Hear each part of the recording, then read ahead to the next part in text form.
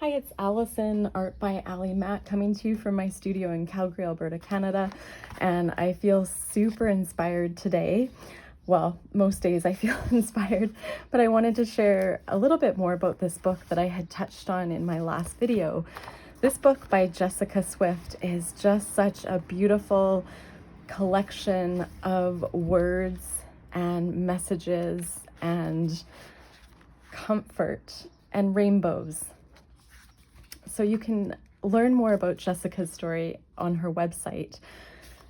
But this book is what prompted me to really get excited about my oracle deck, which is so interesting.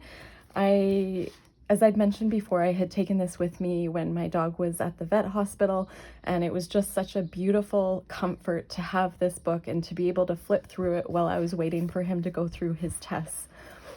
So as an example, this particular page saying focus, may your loving gaze be inward, may you center your focus on what feels good. May you listen as your intuition leads you toward kind thoughts, away from negativity bit by bit. May gratitude fill your mind and heart with ease. So this is just a page that I had opened for this video, and I almost like the idea of using this kind of like an oracle deck where you have this book closed, and then when you just need some kind of almost message from the universe or just something to meditate on or think about, or an artist prompt, being able to open up the page and really think about how it applies to what you're going through at the time of reading it. But I absolutely love the rainbows. I love the variety in colors and the way that she put this together. It's so beautiful. So I will grab one of my oracle deck cards. So an example, this was one of my draft cards. It did not make the cut in this format. The painting made the cut.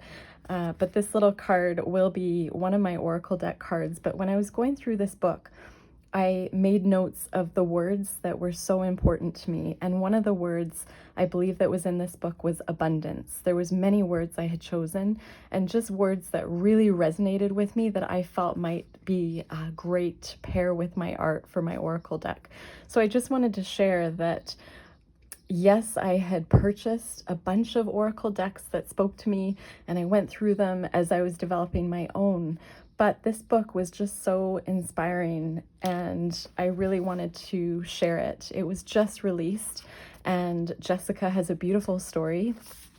This book inspires me to create my own rainbows, and not in the traditional sense of the way the colors are, red, orange, yellow, green, blue, but different colors. I love the shimmer in this one. I love how she had little bits of line work in here.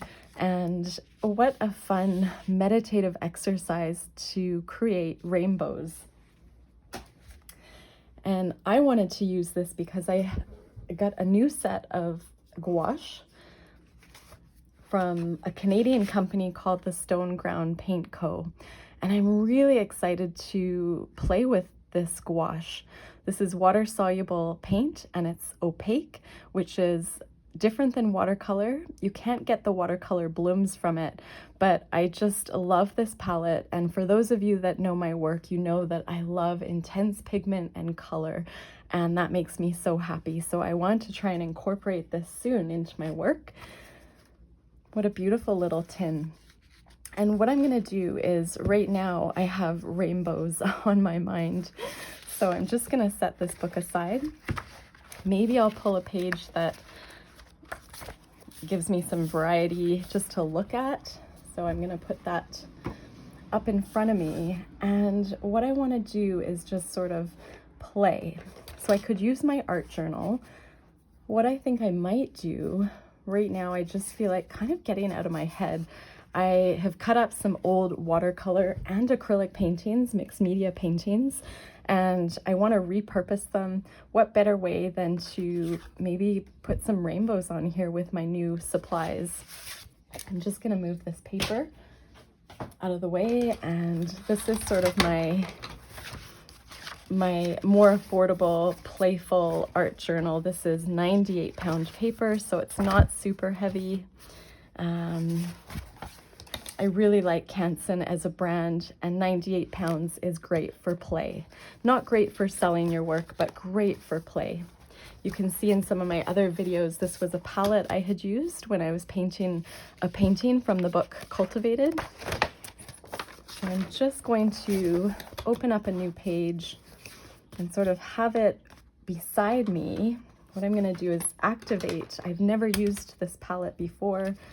Like watercolors, I'm going to activate it with water. And I'm going to use my round watercolor brush. I'm just going to see with my watercolor palette. This one is from the Ocean Paper in Kauai, so the oceanpaper.com. And I'm going to just pull in some colors that I'm craving. Right now, I really want to just pull in this yellow watercolor. And I'm going to dip right in to the orange.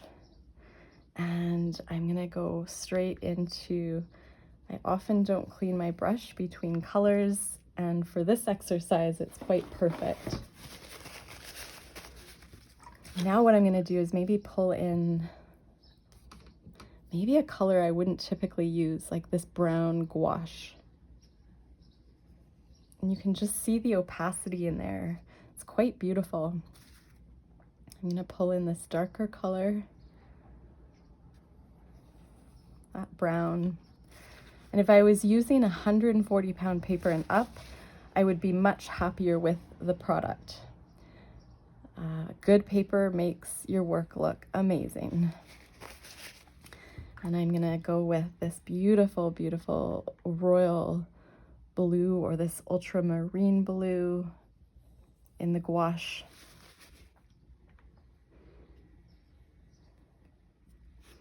And I'm really, really liking these colors, the opacity. I'm very excited about this aqua color. What I want you to do is just use supplies that you have. So if you have a set of very affordable watercolors, watercolors that have been sitting around for a while, I want you to use those.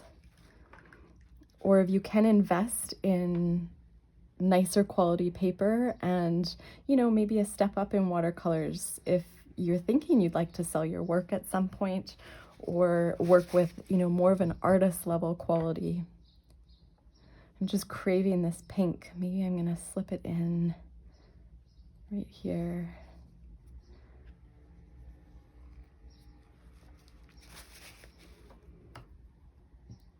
And I'm going to try this sort of neutral color right here. It's almost a clay type color. And I really love this color. I'm not sure of the name. So those are some of my rainbows. That's just like a practice page. I'm gonna let it dry. I can go in over top with my black paint pens or my paint pens and do some of this dot work, the detail work. I can add shimmer. Maybe I'll add a little bit of shimmer right now. So I have my Daniel Smith tube watercolors here. This one's, I believe it's a copper, maybe iridescent copper. I don't write down the names when I do my painting. Now that I'm starting videos, I will probably take note of what I've been using. I love how it's bleeding into the gouache, which is really interesting. I'm gonna add a little shimmer in there. Beautiful. And I'm gonna let this dry. The next thing I want to do, I have all of this beautiful paper, all cut up paintings that I'd love to go back to and do things with. So I do what I feel in the moment. I do think a rainbow would be really great on here, and a non-traditional rainbow. I'm gonna go to that color. I don't know why I like this color. I don't wear this color. And I'm just gonna put it down. And then I'm gonna dip into maybe more of a yellow.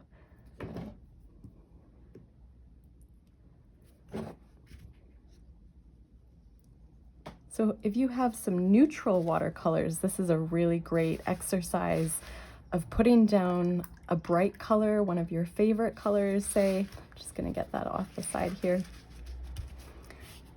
And I'm just trying to decide what would be a really good, I'm gonna darken this one up a bit. So when you put down a bright, you wanna neutralize that bright and put in a neutral beside it. And this is a practice I do when I'm painting, and adding in sort of that neutral next to the brights, believe it or not, it makes the brights brighter. That's what I'm trying to say. So I'm dipping into this sweet pea purple, they've called it. So Stoneground Paint Co. put the names just so I can see them here, which is awesome. That rainbow is really big for this composition, but again, this is just play. This is just using an old painting I'd cut up and, you know, deciding what I feel like doing today. None of this is planned out, and that's how I work best. I'm gonna go back to that sweet pea color. I get quite a bit of paint on my brush, and I really like that. I might add in a something darker here. I'm liking the gouache. I'm gonna go in here. This one's almost a black, and this is a brown, and I'm just gonna sneak it in right here. And I think what I would do now is go to a smaller size brush to make the lines in more of a variety of shapes. But before I do that, I'm just gonna clean this brush and dip into this turquoise, which matches this turquoise that I used in my original painting, which I believe was acrylic ink. I use a lot of acrylic ink. So whether or not the gouache will stay or if it will resist, I'm not sure. And we will only know after it dries. So I'm gonna add that. And I'm just creating a little bit more of a pop of yellow.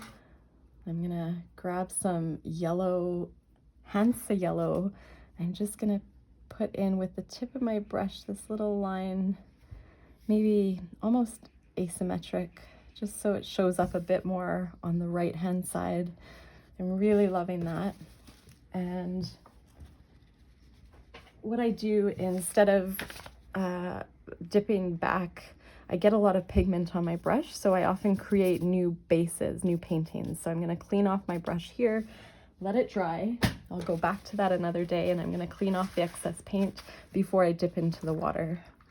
And it just keeps my water a little bit more clean. Okay, so I'm gonna let that finish drying, but right now I'm looking at my water-soluble pencils, and I'm just wondering if I can sneak in, while it's wet, this beautiful green. And it sort of comes through, but I felt like it really needed this thin line. So I'm using water-soluble pencil crayons. I might just try this darker one here, this indigo blue, and go a little bit more through the gouache. And I'm sort of experimenting because gouache is new to me. I don't do much with gouache at this point, but I'm really, really liking this. When it dries, I want to add in maybe some white polka dots with my Posca pen, my Japanese paint pen, go back in with some line work. I'm gonna let that dry. I feel like it might need more color, but we can definitely work on that. This one's really pretty. Maybe I want to start with using this beautiful green and just really making a solid line without water. So just while the pencil crayon and the paper is dry, I really like that. And then I'm going to go into one of my favorite colors, this beautiful pink. And this is called Rose Garden Pink. I'm going to just put that down And then I'm going to put in a surprise color here, maybe an orange. I think I'm going to try sort of this lighter orange, and maybe go in with the gouache. Again, I'm going to switch to, I don't use smaller brushes very often, so I don't see one handy here on my table. I won't make you wait and get another brush because I have to go looking for it in my drawer. There we go, that beautiful orange in there. I really liked the line of the pencil crayon. This background, the original, I remember I painted in acrylic. So the cool thing is it will have a bit of a resist, meaning when I do the water-soluble material over top, it will resist it, and you'll just be able to see it kind of in the background where it's on the watercolor paper. And what I'm going to do is a little, I'll just show you. Let me just see with my gelatos.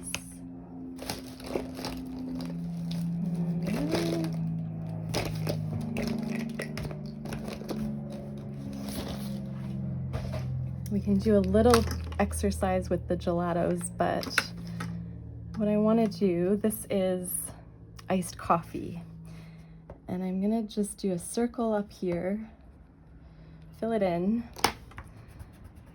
smudge it around with my finger, and it adds a little shimmer, and it does go over the acrylic quite nicely.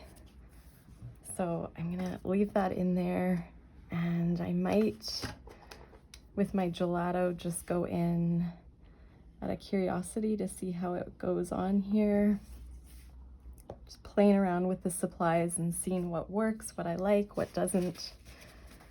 And I think the gelatos are kind of cool. I'm just gonna let this dry for a second. Let's just turn this over. These are water-soluble, like chapsticks. They're called gelatos.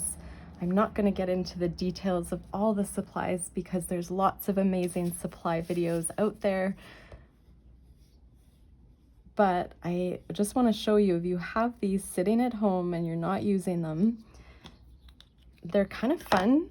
They're perfectly shaped to do these rainbows because it's like putting on chapstick. And if you want to wet them after, you can. Ooh, that's a bright orange. I love it. And this is just showing you how it's so fun just when you don't feel like painting a painting, or if you're just starting out, or if you have supplies sitting around, maybe make some rainbows. Whether it's just with markers, crayons, paints.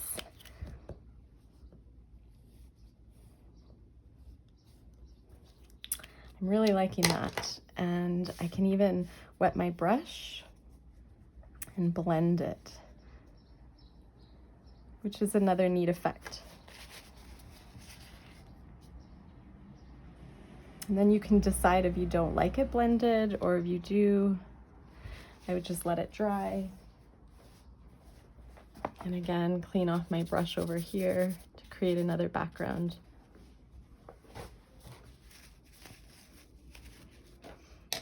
And then I would go back, and this one's still a bit wet. I feel like it needs like a beautiful orange or pink.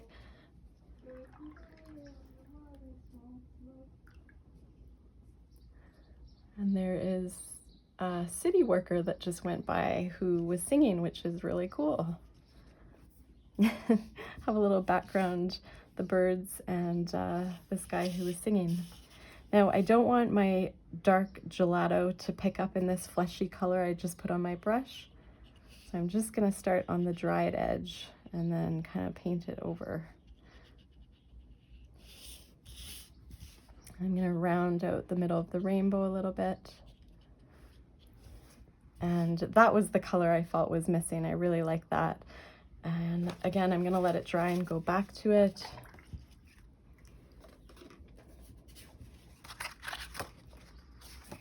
Let's just see what we want to do here. Looking at these old paintings, what speaks to me in the moment? This one's kind of fun. This is acrylic. So what I would do, because it's acrylic, is I would grab my Japanese Posca paint pens and I would just add in maybe some, whoa, that was a happy accident. I love that orange. Sometimes if you push down hard, you can get a blob, and I use that sometimes when I'm trying to paint blobs. I really like that. I might add in a few little dots down here, maybe a couple of dots up here, and maybe I want to add in some writing. So again, this is an acrylic base.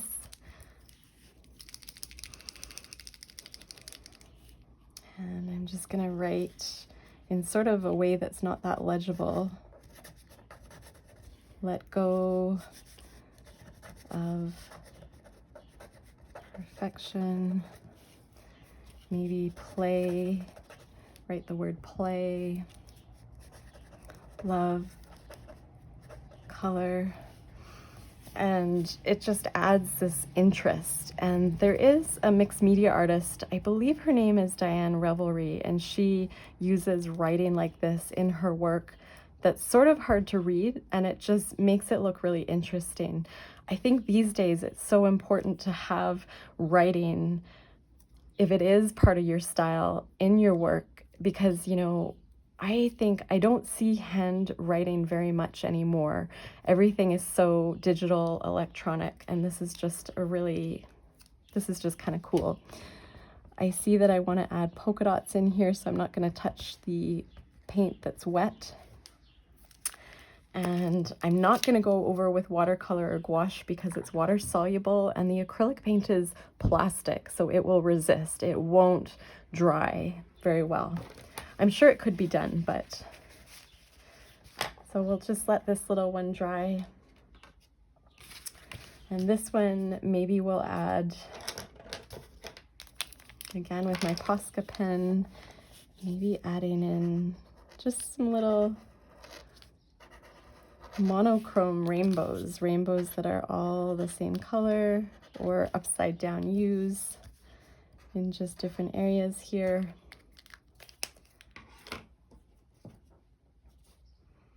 And let's see what other colors I have.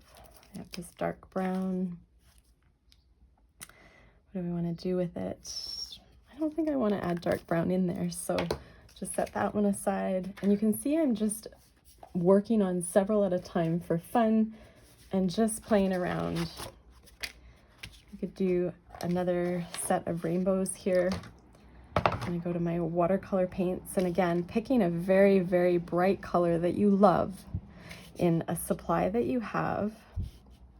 Maybe doing some upside down rainbows that go off the page, and playing with the brush shape that you have. This is a round brush, and adding in a neutral beside the bright.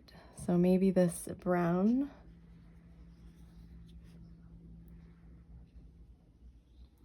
I like that. And then I'm going to dip into maybe, what color do I want to use?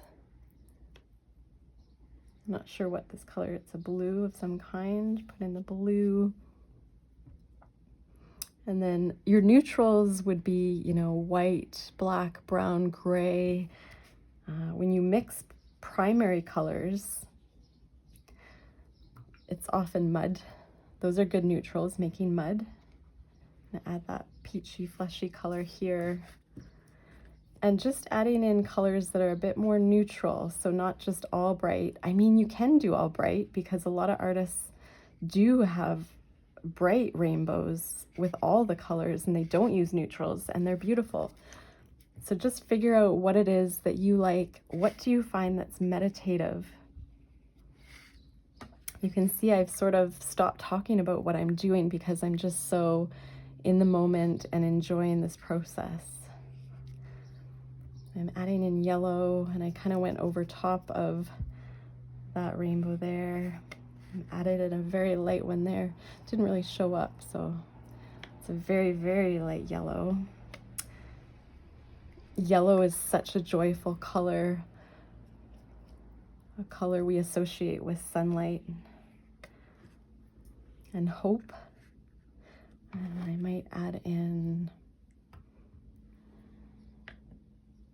this sort of teal green on the side.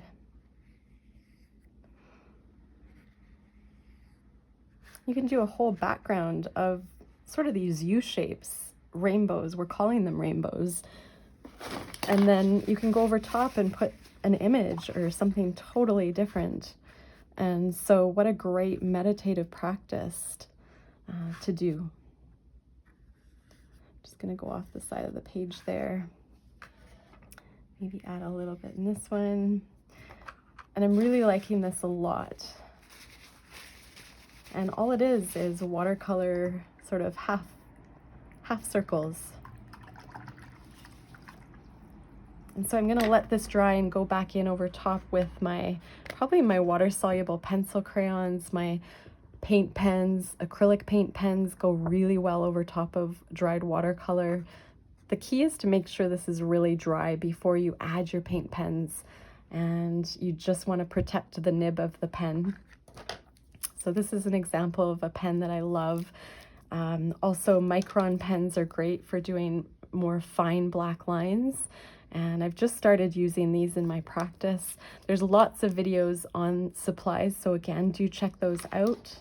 And I just can't wait to create with you again. So have fun, and thank you for joining me.